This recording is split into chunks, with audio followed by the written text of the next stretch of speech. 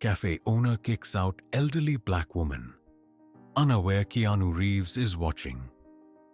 On a brisk spring morning in Manhattan, Maddie Parker, a 72-year-old black woman, walked the bustling sidewalks, her steps careful and deliberate. The wind nipped at her cheeks, and her thin jacket offered little reprieve. Maddie had seen many springs in her life, but this one felt particularly harsh. The grey sky loomed heavy, threatening rain, as pollen floated through the air, stinging her already tired eyes. Her arthritis ached with each uneven step, but Maddie didn't complain. Life had taught her the art of endurance. At 12:45, her watch, a reliable friend in her routine, reminded her of her medication. It was non-negotiable. Addison's disease made it so. She sighed in relief as she rounded a corner and caught sight of a sleek glass cafe nestled at the base of a modern tower. Its grand opening banners, adorned with fresh floral arrangements, proclaimed its exclusivity. She hesitated briefly. The elegance of it all made her feel out of place. But the promise of warmth and a quiet corner to take her pills was too inviting. Maddie gathered her resolve, clutched her purse tightly, and stepped inside. The cafe was a masterclass in modern luxury. Soft jazz floated in the background, mingling with the aroma of fresh coffee and pastries. Patrons in crisp suits sipped lattes and typed furiously on laptops. Their conversations hushed. Maddie's presence barely caused a ripple as she made her way to a small booth at the back. Relieved, Maddie slid into the plush seat and loosened her scarf. A young waitress approached, her notepad ready and smile bright. "Good afternoon, ma'am. What can I get for you today?" Maddie smiled warmly. "Just some hot water, dear. And do you have any fruit tarts? Something light and sweet?" The waitress nodded. "Of course. Mixed berry, okay?" "That sounds perfect." "Oh, and a warm towel, if it's not too much trouble." "Not at all. I'll be right back." As the waitress walked away, Maddie pulled her pill bottle from her purse. It was her ritual. Prepare her medication, take it on time, and savor the small victories that came with managing her condition. She glanced at her watch. 12:58. Right on schedule. She allowed herself a small smile. Little victories were still victories, but the soft music and calm atmosphere shattered like glass when a throat cleared sharply nearby. Maddie looked up to find a tall man, his crisp white shirt and polished demeanor unmistakably managerial. His face, however, wore open hostility. "Can I help you?" Maddie asked cautiously. The man's sneer deepened. "I think the better question is, what do you think you're doing here?" Maddie blinked, confused. "I'm waiting for my order." His voice dripped with disdain. "We don't cater to special requests. If you need towels or handouts, you're in the wrong place." "Excuse me?" Maddie said, her calm beginning to fray. "I asked for water and a tart. I can pay." "Pay?" The man barked a laugh, his lip curling. "Look at you. This isn't a charity kitchen. People like you don't belong here." The words hit Maddie like a physical blow. Years of facing prejudice had taught her to steel herself, but today, exhaustion cracked her composure. She straightened her back, her voice measured. "Sir, I don't know why you're behaving this way, but I have as much right to be here as anyone else." His sneer widened. "Your kind brings bad luck. We cater to real customers, professionals, not junkies looking for handouts." Maddie's cheeks flushed with humiliation. "I have Addison's disease. I need my medication, that's all." But he wasn't listening. With deliberate malice, He turned as the waitress approached, intercepting the tray. Before Maddie could react, he flicked his wrists, sending the contents flying.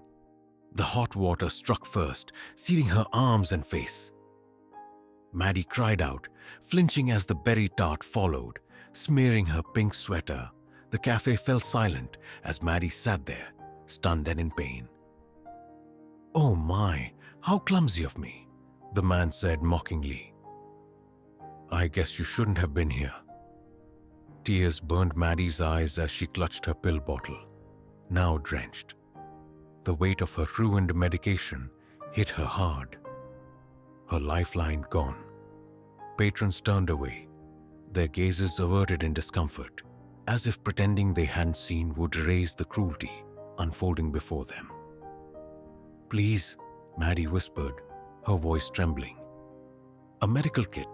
Something to—" "Get out," he spat, his tone like a slap. "Before you embarrass yourself further." Maddie's world blurred as she rose unsteadily. Her steps faltered, her wet sweater clinging to her body. She stumbled into the restroom, where she collapsed against the sink, gasping. Her reflection stared back at her, disheveled and shaken. The red burns on her skin throbbed, but it was the humiliation, the sheer indignity that cut deepest. With shaking hands, she opened the ruined pill bottle. Most of the tablets were gone, dissolved into a useless paste. Her stomach dropped. Without her medication, her body would begin to fail her. Her vision swam as the symptoms of an Addisonian crisis crept in. Dizziness, fatigue, a racing heart. Maddie found one pill, barely intact. She pressed it to her lips, choking it down with water cupped from the faucet. "Little victories," she whispered, though it felt hollow now.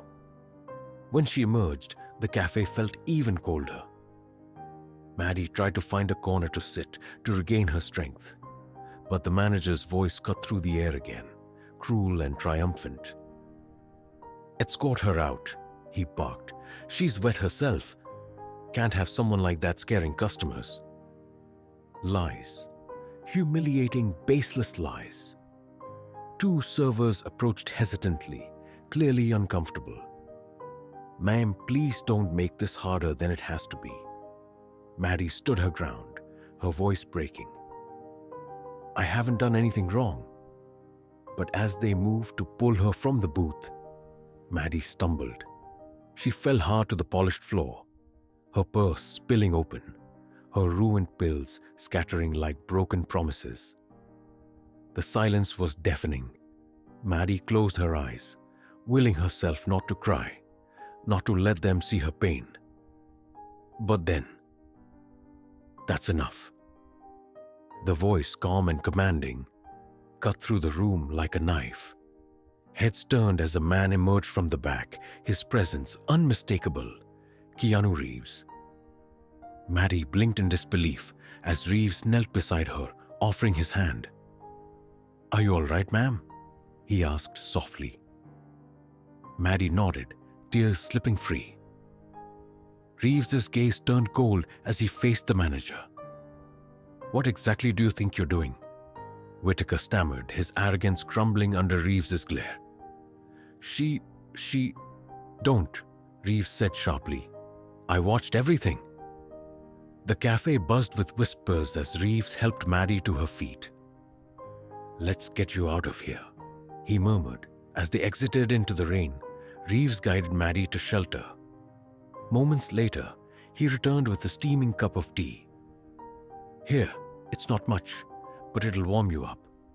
Maddie's hand shook as she accepted it. "Why?" she whispered. "Why help someone like me?" Reeves smiled gently, though his eyes held sadness. "Someone like you? My mother was a waitress. She faced this kind of prejudice all the time. It doesn't matter who you are. No one deserves to be treated like that." He paused, pulling out his phone. "Would you mind if I told people what happened?" Maddie hesitated before nodding.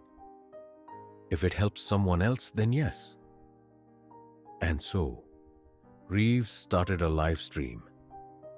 He described the events with quiet, controlled anger, making sure the cafe's name and manager were known. Within minutes, the internet exploded. Reporters arrived, crowds gathered, and Whitaker's smug facade crumbled as his actions came under public scrutiny. Reeves turned to Maddie, his voice kind. "Let me take you home." The car ride was quiet, save for the rhythmic beat of rain. Maddie's mind swirled with the day's events, the cruelty, the pain, but also the kindness of a stranger. When they reached her modest apartment, her grandson Michael stood outside, his face contorting in shock when he saw Reeves. "Gran?" he called. "Are you with Keanu Reeves?" Reeves grinned, waving. "Your grandmother's the real star today?" Inside, Maddie recounted the story while Michael listened, anger flashing across his face. But Maddie's words were steady, calm. "The world will always have cruelty," she told him, "but it will also have grace. We must choose to carry the good forward." That night, as Maddie lay in bed, she clutched the check Reeves had given her. Tomorrow, it would go toward replacing her medication and ensuring her health. But tonight, she let herself feel the warmth of unexpected kindness, a reminder that even in life's darkest moments, humanity could still shine through, and sometimes that kindness changed everything.